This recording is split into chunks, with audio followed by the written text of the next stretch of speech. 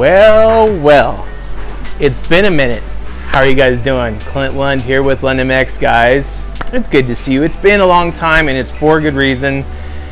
Starting this job at Galfer, it was just been a full-time freaking fiasco. They had me working 410s. I'm basically always working, and then my weekends that I do get. Lately, it's been too smoky or too hot to ride, and we're definitely waiting for fall to come here to get some cooler weather. So that gives me some perfect time to do a little bit of work to the 500, get that thing ready for the fall. Been putting in some hours actually on my 325, doing some things out in the mountains where it's cooler temperature. Been finding local tracks. There's lots of riding out here. But guys, I can't wait to show you what we got lined up for the 500. Being a Galfer guy now, I do have access to probably some of the best braking components on the planet. So you better believe that our KX Yamasaki 500 was definitely needing some brakes. After we built this thing, I thought the brakes just sucked because the motor was so dang powerful. Turns out, no, it's because the brakes just suck and the motor is very powerful. So we strapped some new Galfers on there, 270 oversized in the front, and oh my god, I can't wait to try this thing out. Let's put this thing together, show you how it looks.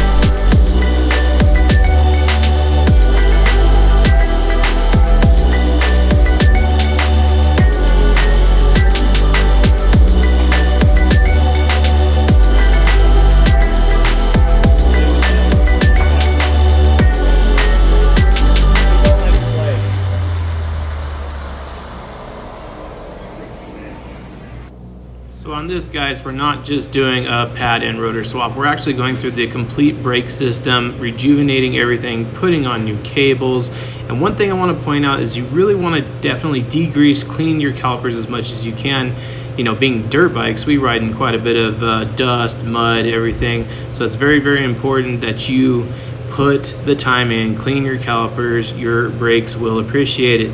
And guys, I tell you what, after putting these 270s on, this bracket will really just show you the difference in how big of a disc size we're really changing from. It's a jump. When people think of 10 millimeters, they think of like a 10 millimeter wrench size, right? Well, check this out. After we put these lines on, which look awesome with the blue banjos, by the way, and the red bolts, looks kind of factory, huh? Well, we went over to the disc, and looking at the disc on top of the other disc, bolt holes all lined up, that's what 10 millimeters all the way around gets you. It is significantly bigger, and that means more stopping power, guys. So we're gonna need that on the 500. Excited, so excited.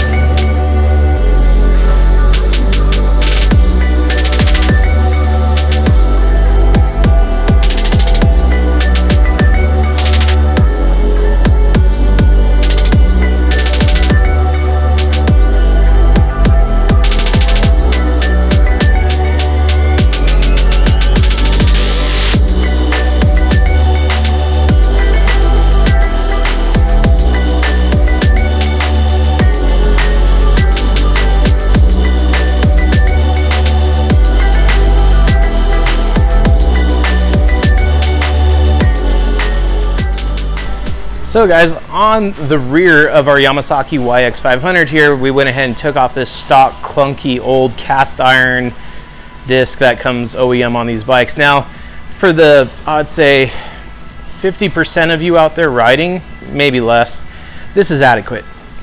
The guys who really aren't drilling it hard into corners, maybe coming down hills, or those who don't rely on their brakes to slow them down, I don't know. Either way, they're okay for some of the people. When Yamaha put these on their bikes, this was basically to keep you guys from killing yourselves.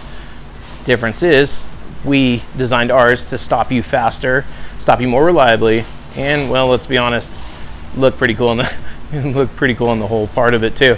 So the slots, been asked that quite a bit. What are the slots for? A lot of people say, oh, it's to help drain if there's water on it. Yeah, you're kind of right, but there's more to it. See, there's quite a ledge here on this rotor. Every time it passes through the pad, you got to think those pads are squeezing into that thing so hard. So every time it passes those, it literally shears a clean surface onto the pad. And so that's going to ensure that you don't get caked up with mud in your rear rotor or any water, anything, any foreign contaminant. If it gets on your rotor, well, That's going to make sure and shave off a nice new surface onto the pad. And we're talking 1/1000 of an inch, if that, right? It's just enough to keep that pad surface clean. So what we do is it maintains the traction of that pad, the grip of that pad on these awesome rotors. And these things too, they're about 40% lighter. Even though this thing's all drilled and looks all cool, this is cast iron. These are made of 420 stainless steel, and well, they shed heat a lot faster than cast iron. Cast iron likes to hold on to the heat, and it doesn't shed anything really. After you're riding, you can actually try this when you get back to your truck. Grab your rotor. I don't advise it, but maybe just touch your rotor lightly. It's gonna be hot, and it's gonna be hot for a minute. It's because these things don't really shed off a lot of heat, whereas an oversized or even a a custom Galfer rotor, they're going to shed heat really quick. So what that translates to again is lower pad temperatures, stopping power. So getting into other updates with the Yamasaki for you guys here. I have a really wrong shift lever on this for right now. It's because I am trying to find a shifter that's a little bit longer that doesn't hit the case. That's another video. But so I have this little, I think it's like a CRF 230 lever on it right now, just because the shaft diameter is the same. Everything though on this bike seems to be dialed. It still fires up like second kick, which for a 500, that's an accomplishment if you can start in 2 kicks. Thankfully, our MRE customized head with the decomp really helps start this thing easily. And then our whole, obviously, Smartcarb system, MRE reed block, all paired together. This thing is a fire-breathing dragon. I don't know how much more I'm going to ride it. It's one of those bikes that's just, it's so hard to find replacement parts for this thing anymore, i.e. transmission gears, any shifting components, like the dogs, the transmission dogs. Internal parts are just getting hard to find. Yes, you can find piston and gaskets for it. That's only part of the party. So I don't know how much time I'm actually planning on putting on this thing in the long run, but I do plan on having a little bit of fun on it in the meantime before we start on our other projects. You guys know which ones I'm talking about. I haven't touched them since. They've literally been sitting.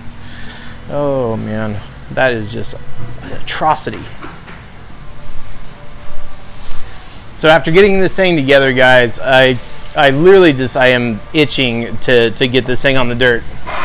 So our OEM rotors that we took off of this, yes, these are OEM 2006 YZ450 rotors.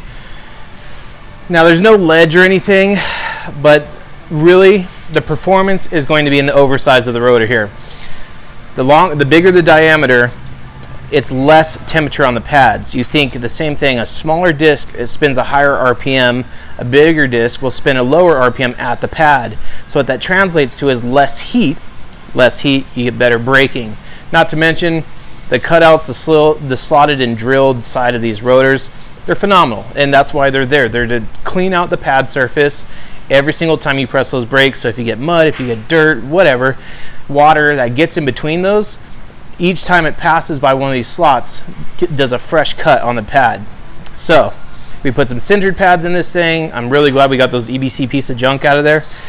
And yeah, the rotor on the rear, well, I threw this in the vapor hone back at the old house, at the old shop garage, whatever. Rest in peace. And don't do that. Don't do that, guys. Steel, it rusts very quickly, but I wanted to make it look pretty. So anyways, guys, the yeah, rotors are changed over. I can't wait to get this thing on the dirt. I have the CR125 here with me. I have some miles clogged on the GPX. Like, we're doing a lot of things, a lot of riding, and I haven't been able to pick up the camera. I needed a break. I needed a break from social media, guys, and I needed a break from YouTube. I needed just kind of an altogether break just to get settled in and get back into the rhythm. And now that that's done, I'm hungry. I want to get back out there making content again. And it's nice to have the shop. The shop is super rad, and I can't wait to get some projects rolling in here. Primarily that RMZ YZ250 transformation. I'm talking with a local fabricator here, and he's down. He wants to get involved real bad. So real soon, you're gonna see some videos popping out about the the RMZ YZ. So that should be a lot of fun. Plus that bike's just gonna be stupid fun. It should be really light and powerful.